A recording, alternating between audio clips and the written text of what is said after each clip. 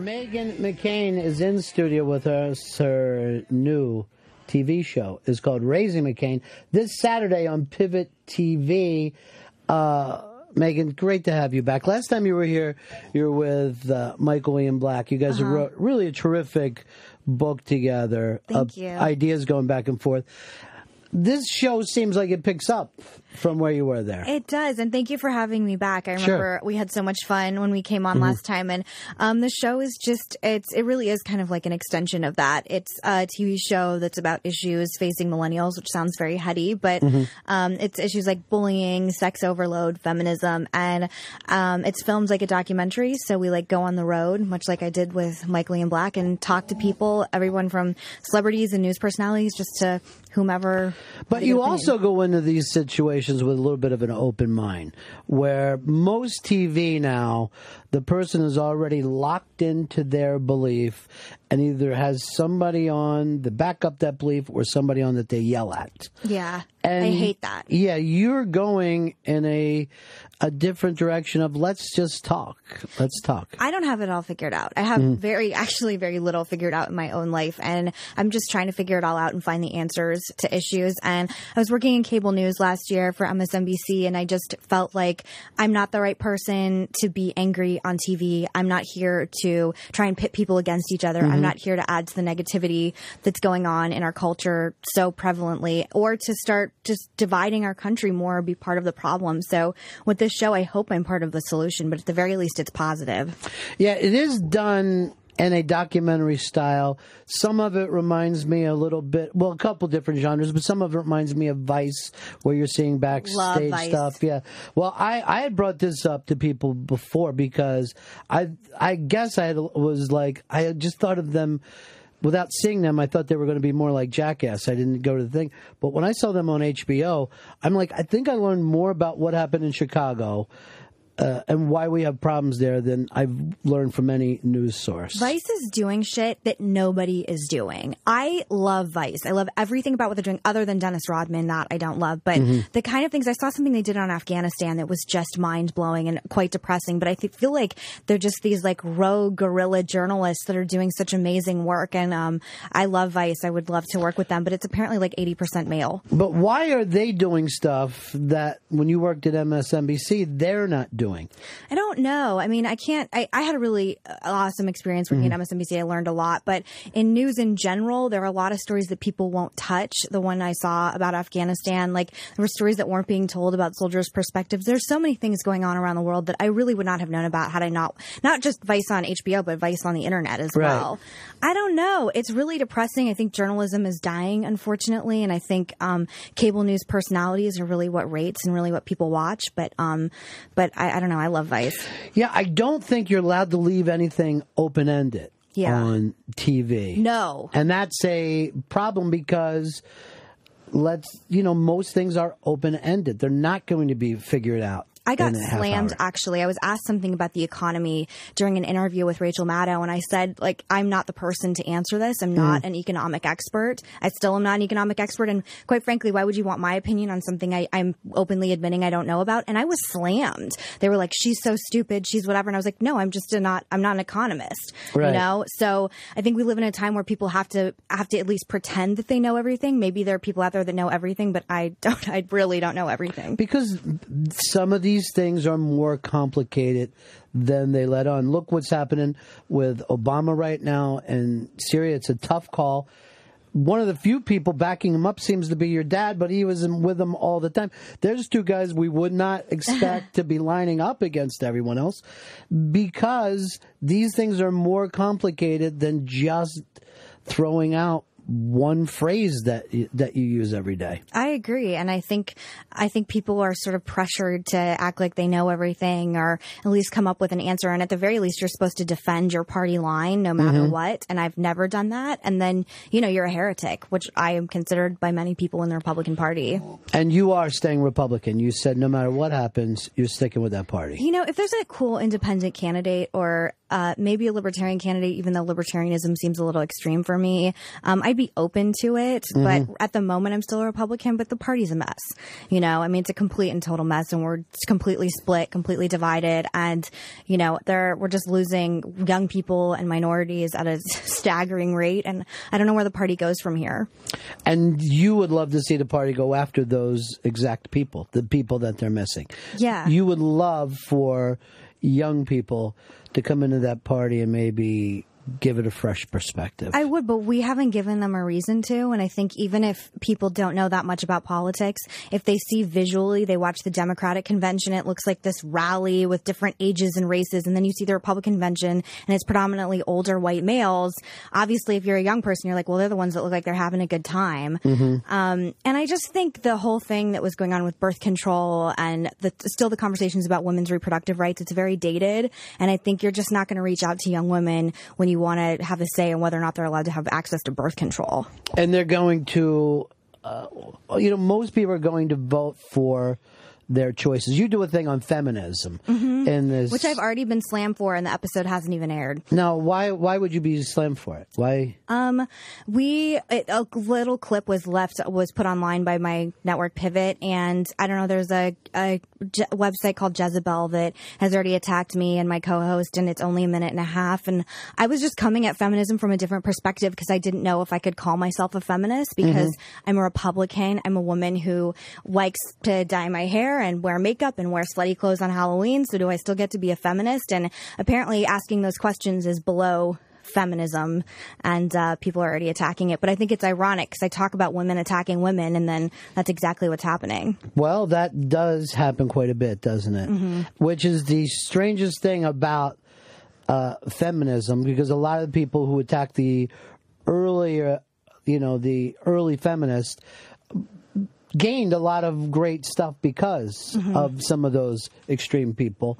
But it would almost be the same way of, why wouldn't you be a feminist if you're a woman? What would keep you from being a feminist? I don't know, but Marissa Mayer, the amazing head of CEO of Yahoo, doesn't consider herself a feminist. Right. And I think it's because the term has sort of been polluted. And I think there are women out there that think they have ownership over the word feminism, and women can't consider themselves that. But I'm a strong, independent woman. I want to be treated the same way a man is in a workforce. So that makes me a feminist. But I don't know. I also, we interview porn stars in the episode because I think sex comes into play in a lot with my definition of what feminism means. And I thought their take was really interesting as well. What was their take?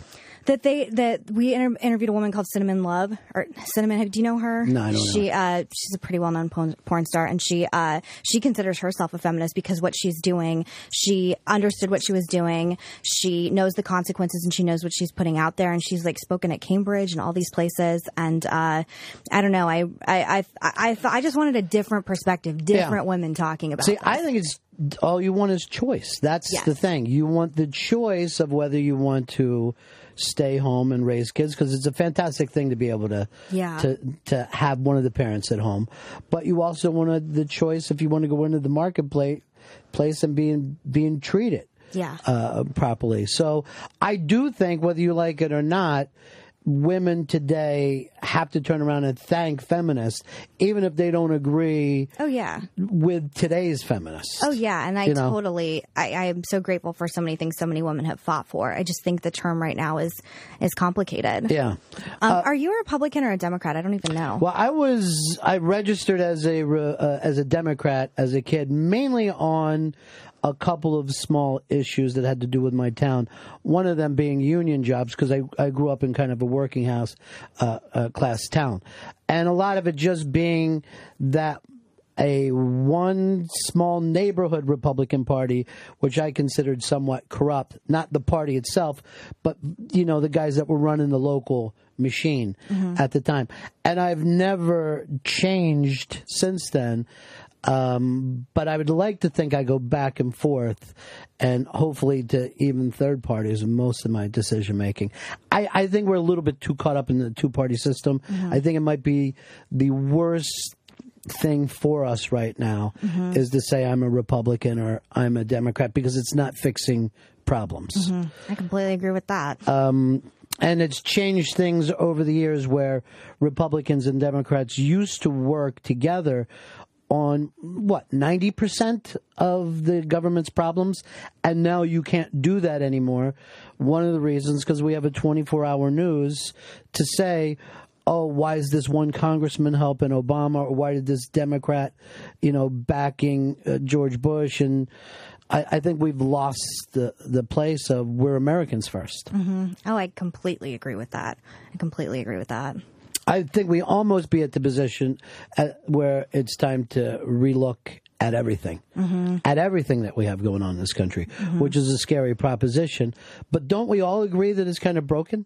Oh, I don't know who would disagree with that. Congress's approval rating is something like 13%. I mean, it's absolutely staggering numbers. And even for me, I mean, my father's a very famous politician, and I feel disillusioned by what's going on in Washington. I saw a thing with your father the other day where he went to some town hall and he handed the microphone over to this woman, and she just yelled at him and gave him. And I was sitting there going, why at this point in his career does he still even allow things to happen like that? Why would he say, I'm still going to go out with people who are angry with me or angry with the government and let them express themselves like that? I know what you're talking about. It was a town hall in Arizona, and a guy that was in the town hall too was calling him a traitor and saying he was this total traitor. I saw a video yesterday of General Petraeus being screamed at. Oh, that's unbelievable. That is disgusting. And the people that did that should have respect for what he has done for this country and keeping our troops safe overseas. I mean, really. I mean, you can disagree with the war and you can disagree with him, but like berating him as he's trying to cross the street and literally not letting him, I just couldn't even deal with that video. But I don't understand. I mean, my dad loves town halls. He does them all the time. He loves talking to people. I grew up watching him go to town halls, and I think he just feels that it's necessary to talk to his constituents, and he's certainly not scared of a lady freaking out at a town hall, but it's still hard for me to watch. It was hard for me to watch, but I watched him just let her go, just let her, and I'm like, I don't even understand that personality. I don't, particularly after this much time. And then I was over reading a website, and there were people attacking your dad, and even about his past as a war criminal. We have people who were the fact that he was a POW. They were saying some of that wasn't true, and we've gotten crazy with our lack of respect. I remember reading your dad's book years ago, and I had to keep putting it down. I had to just say, I don't know if I can take anymore. What he went through in Vietnam, I don't know if too many Americans can even comprehend that kind of thing. Yeah. And we, just because you're in a different party or you disagree with them on something, you're going to forget those kind of things. We've lost our minds. I agree. And I will criticize the president on policy things or whatever, but I've never said anything personal about him or his wife or anything like that because I have respect for our president. And people consider that, she's a bad Republican, blah, blah, blah. And I don't know when we got to the point, we do an episode on my show all about bullying. And it's like we live in this culture of such extreme bullying. I'm sure you see it if you have a social media account. I'm sure anyone who is anywhere gets that. But the other weird thing is now we turn around and bully bullies. You know what I mean? So if someone says something that some of us consider somewhat either racist or sexist, then everything comes piling in on that. Paula Deen. The Paula Deen thing. Out of here 13 years, she was in the public eye and everybody was okay with it. But the second there was a crack, the second she hit, everyone just started stomping on her. And it reminds you of those old cowboy movies where people would show up to see any hanging and just be so happy that there was something wrong. Madness. It's madness. Why are you still putting yourself in the public eye? Why are you doing this?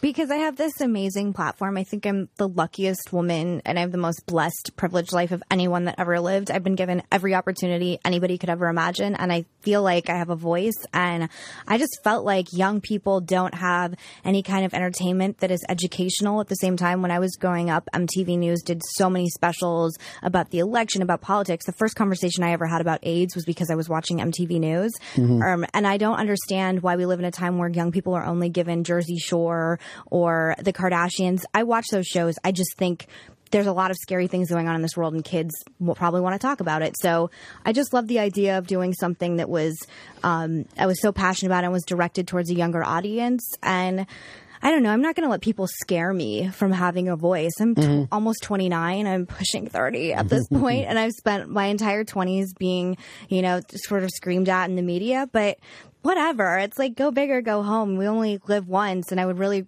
rather make an impact and try and really figure things out than sit at home being scared too. So have you learned to let some of this stuff slide off of you? Have you learned? I try. Yeah. Does it happen with you? Does it slide off your back? Well, I will do the social media stuff far less than you. I feel like I do this job and then and that's it for me. But that's probably a generational thing. Everybody feels like, oh, I need to keep promoting my stuff. But I've also felt like, well, I keep my family life private. No one does that anymore. You know, kids get drug into it. So I know you're doing stuff on how much of us is out there in the media, and it's staggering how much you can find out about anyone. Oh, we did the first episode's all about privacy, and the guy that researched me found out where I lived, my email address, pictures of me from 7th grade when I was quite nerdy, geolocated my exact apartment address, tweets I'd sent from forever ago that were embarrassing. I mean, I am totally screwed, like, when it comes to internet. He could actually go to your tweets and figure out where you were. If you were at a Starbucks, he knew exactly where you were. And he hired someone. I mean, he himself didn't do it, but he hired a private investigator to help him find it. And for $30, you can track someone online, $30, to find your Gmail password. So it's pretty scary. And they also somehow got pictures of you on the street. Yeah. From what, stores or? From Starbucks when I was walking, because they knew I went to that Starbucks. It's an experiment in the show to see if they can track me down, and they do very well track me down. And you can hire drones now. Like, you can actually go buy a drone if you want to hire one. I could go fly it outside your house or your apartment, whatever. And it's just scary the times we're living in. TMZ wanted to buy a drone to fly over celebrities' homes, and I guess it was thwarted or something. But there's no privacy left, period. And you started this being okay. Like, the beginning of the episode, you were okay with there's no privacy left. But by the end of it, you're like, oh, guys. I was like, I never wanted to leave my house again. I wanted to go back to Arizona and get in a bunker. The beginning of the episode, I was really cocky about it. I was like, I'm only sharing what I want to, and I'm fine. And then by the end of it, I was like, I need to move back to Arizona. Has your father worried that he pulled all you guys into the spotlight over the years? You know, he kept us pretty away from it for a long time. Until you were grown-ups? Yeah, the only time I really realized my dad was famous was when I was in high school and he first ran for president, because he was parodied on Saturday Night Live, and I thought, wow, he must be kind of famous if he's being made fun of him on Saturday Night Live. But my dad actually didn't want me to do anything in the media. He wanted me to be like a kindergarten teacher and have 9 babies at this point. Both my parents want grandkids. But they're very proud now. I mean, it took my dad a while to come to the place that he's at right now. I have a premiere party for my show tonight, and he's coming. And I don't know, he's amazingly supportive now, but I think he sees so much of himself in me. But he's also happy enough to support the things that you do that he doesn't agree with, opinions, which I think we've lost. So how do we get back to, just because someone disagrees with you, you can still be supportive of them? How do you ever talk to them about those type of things? You know, with gay marriage especially, where it's a complete divide between our two beliefs. And he was asked about it, and he said, I respect that she represents a generation that I don't, and that she comes from a different place.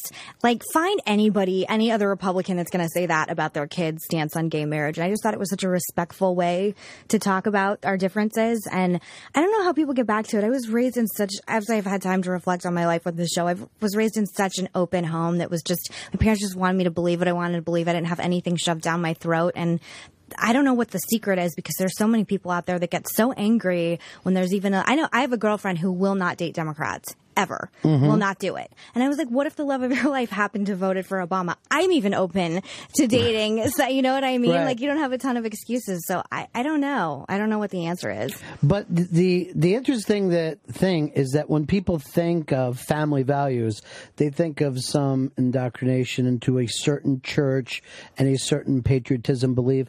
But here's your dad who, to me, great patriot. But he left things open to you to pick and choose. Yeah, that's stunning when you really think about it, and I think more people should look at that.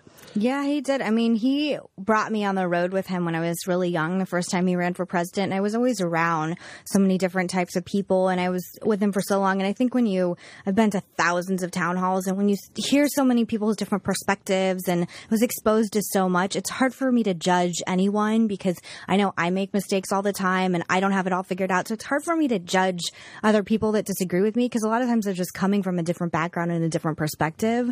I'm just not big on hating and judging. I think it brings toxicity into your life. At least it does in mine. And plus you grow and you change ideas. Oh, yeah. So many people are liberal when they're younger and end up becoming more conservative as they go by. Look how many people were against the Vietnam War, but once they got older are really heavily into defense now. It happens.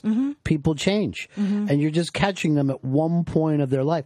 I also think that there's you can't compare belief system unless you really figure it out yourself. It's a great way to be with kids, to keep actually asking them questions rather than telling them facts, teaching them to think more than anything else. Do you have children? Yeah, I got 2. Is that how you raise them? Yeah, but see, my chick is like really kind of amazing, so I almost, in a lot of ways, just follow her lead. That's awesome. When it comes to a lot of that, because I think for some people, that if you settle up, if you have a house where you go, this is a safe place for you to think and be, they will come around and go, I'm going to protect this family dynamic that I'm part of, rather than forcing them to you follow these, rules.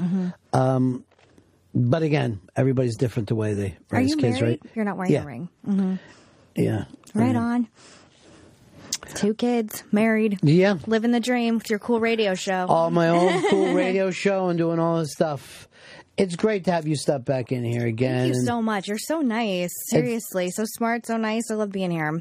You're always invited to come back in. The Pivot TV is a new thing too, right? It's a brand new channel. People go to pivot.tv to check it out, but it's also on iTunes for those of you that don't have television. So you can watch it both ways. And it's at Meghan McCain on Twitter. Thank you so much for coming by. Thank you. And I'll see you next time. Thank you.